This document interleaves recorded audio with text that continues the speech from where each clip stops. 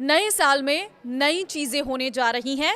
नए साल में सेंट्रल गवर्नमेंट के कर्मचारियों की सैलरी और रिटायर्ड लोगों की पेंशन बढ़ सकती है। 1 जनवरी से सीएनजी और घरेलू पीएनजी के दाम में 2 से 3 रुपये तक कमी आएगी और कई बचत योजनाओं पर ब्याज भी घट सकता है।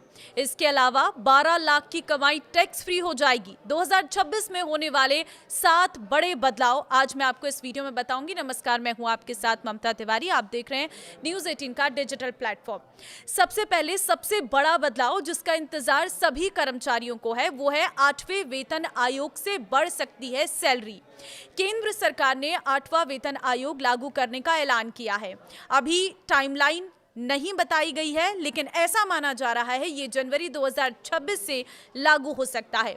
सरकार का कहना है कि इसका मकसद केंद्रीय कर्मचारियों की सैलरी, पेंशन, अलाउंस को रिवाइज करना है। इससे कर्मचारियों को मिलने वाली रकम बढ़ेगी।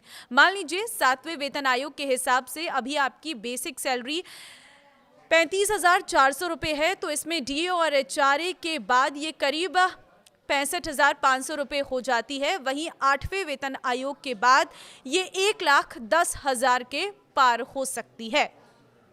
दूसरा बदलाव, सीएनजी और घरेलू पीएनजी सस्ती होगी। Petroleum and natural gas regulatory board ने 1 जनवरी 2026 से गैस ट्रांसपोर्टेशन चार्ज को कम किया है। इसके अलावा देश के अलग अलग राज्यों में सीएनजी और घरेलू पाइप्ड नेचुरल गैस यानी पीएनजी की कीमतें 2 से 3 प्रति यूनिट तक घट जाएंगी। तीसरा बड़ा बदलाव, आईटीआर के नए स्लैब से पैसा बचेगा। साल 2025-26 के लिए न्यू टैक्स रिजीम के तहत आईटीआर फाइल करने पर अब 12 लाख रुपए तक की कमाई पर कोई टैक्स नहीं देना होगा।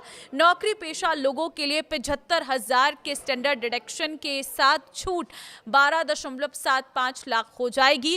पहले ये लिमिट 7 लाख रुपए थी।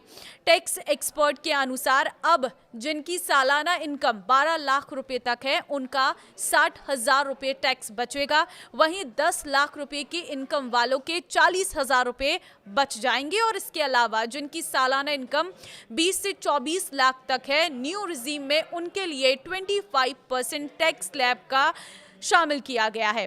इससे पहले 15 लाख से ऊपर की आय पर 30% टैक्स देना होता था। इससे मध्यम और उच्च मध्यम वर्ग को टैक्स में बचत होगी। चौथा बदलाव है स्मॉल सेविंग स्कीम के ब्याज में कटौती। 31 दिसंबर तक स्मॉल सेविंग स्कीम की ब्याज दरों में कटौती का ऐलान हो सकता है। Reserve bank of India RBI ने रेपो रेट 25 बेसिस पॉइंट घटाकर 5.25% कर दिया। ऐसे में सरकारी बचत योजनाओं की दरें भी कम होने का अनुमान लगाया जा रहा है। वहीं पांचवा जो बदलाव 2026 में होगा, कारें 2 से 3% तक महंगी हो सकती हैं। मारुति, टाटा, एमजी और हुंडई जैसी कंपनियों की गाड़ियां 1 जनवरी से महंगी हो सकती हैं। एमजी के दाम बढ़ाने की घोषणा भी कर दी गई है। वहीं बाकी कंपनियां भी जल्द ही इसकी घोषणा कर सकती है। इनपुट कास्ट बढ़ने से एमजी मोटर ने कारों की कीमत 2% तक बढ़ाई है। इससे एमजी हेक्टेयर 38,000 रुपये महंगी मिलेगी। और एमजी के अलावा लग्जरी सेगमेंट में मर्सिडीज और बीएमडब्ल्यू ने 2-3% तक कीमत बढ़ाने का ऐलान किया है। छठा बदलाव, 12 जनवरी से दिन में रेलवे रिजर्वेशन के लिए आधार जरूरी। 12 जनवरी से ऐसे यूजर्स जिनका अपना आईआरसीटीसी अकाउंट आधार से लिंक नहीं है वो सुबह 8 से रात 12 बजे तक टिकट बुक नहीं कर सकेंगे। ये नियम केवल रिजर्व टिकट बुकिंग खुलने के पहले दिन के लिए है। रिजर्वेशन के लिए ट्रेन डिपार्चर की तारीख से 60 दिन पहले खुलती है। जिस दिन ये बुकिंग खुलती है इसे ही पहला दिन माना जाता है। इसका मकसद ओपनिंग डे पर अधिक से अधिक पैसेंजर्स को ऑनलाइन टिकट बुक करने का मौका देना है और फर्जी अकाउंट्स के जरिए होने वाली बुकिंग को रोकना है। सातवां और एक और बड़ा बदलाव, नया इनकम टैक्स एक्ट लागू होगा। 1 अप्रैल 2026 से नया इनकम टैक्स एक्ट 2025 लागू होगा और ये 1961 के पुराने कानून की जगह लेगा। सरकार का कहना है कि नया बिल टैक्स कानूनों को आसान बनाएगा। इससे टैक्स रेट में कोई बदलाव नहीं होगा।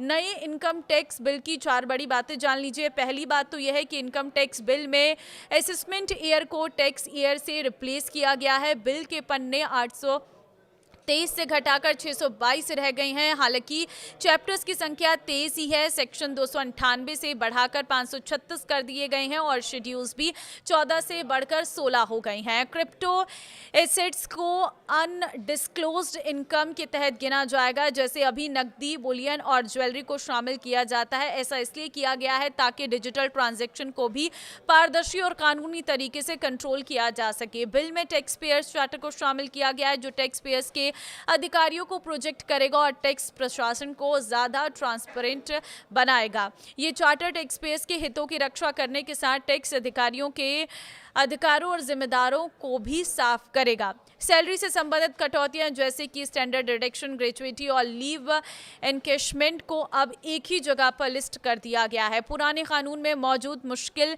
एक्सप्लेनेशन और प्रावधानों को हटा दिया गया है, जिससे टैक्स पेयर्स के लिए इसे समझना आसान होगा। तो आम आदमी को इससे क्या फायदा होगा? तो पहली चीज तो कानून आसान भाषा में है, इसलिए खुद समझना और ITR भरना आसान होगा। दूसरी चीज, फेसलेस असेसमेंट और डिजिटल प्रोसेस से परेशानी कम है, भ्रष्टाचार की गुंजाइश घटेगी। तीसरी चीज यह है कि रिफंड तेजी से मिलेगा। कुछ डिडक्शन जैसे पेंशन, हाउस प्रॉपर्टी स्पष्ट हुए हैं। 2026 में ये 7 बड़े बदलाव हैं जो आम आदमी को किस तरह से फायदा और नुकसान पहुंचाने वाले हैं, इस रिपोर्ट में आपको बताया है। इस वीडियो को शेयर जरूर कर देना। सभी को नए साल की शुभकामनाओं के साथ इस वीडियो में वो सारी जानकारियां मैंने दी हैं जो आपके लिए 2026 में काम आने वाली हैं।